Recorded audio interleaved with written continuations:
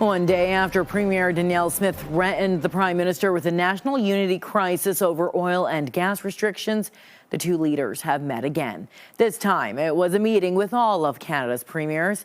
One political watcher worries Smith's rhetoric is reckless in the lead up to an election. Jeremy Thompson reports. Before I begin, I do just want to comment on an event that happened yesterday. Premier Danielle Smith believes the feds need to get their messaging straight on Alberta's biggest industry.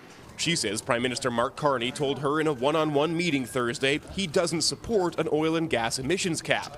At a press conference that afternoon, he told reporters he does support a mechanism to cut emissions. C'est une question de résultat. Speaking in French, Carney said it's results that matter to Canadians, not laws. The Prime Minister's words sounded kind of nice yesterday until I looked at my phone right after the meeting with him and found out that his new Environment Minister had just told media on the other side of the country that the federal Liberals would be keeping the emissions cap in place. The apparent contradiction adds weight to the Premier's threat of an unprecedented national unity crisis if the next federal government doesn't address her demands. All 9 would benefit the oil and gas industry in various ways. Who is ginning up the national unity crisis? Is it Mark Carney, who has been Prime Minister for, I don't know, a week?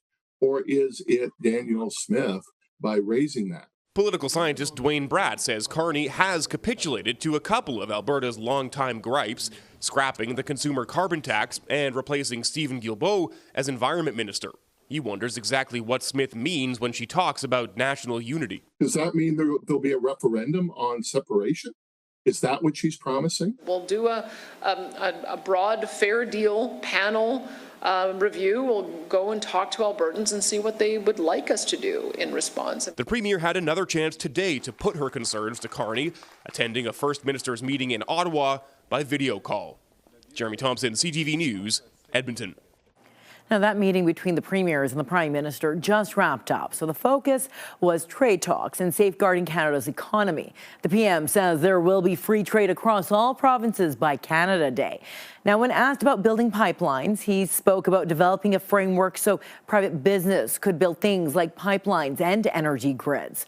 Now, Ontario Premier Doug Ford spoke shortly after the meeting, saying all of the rules have changed. Canada has to build infrastructure quickly that helps get our products to other customers.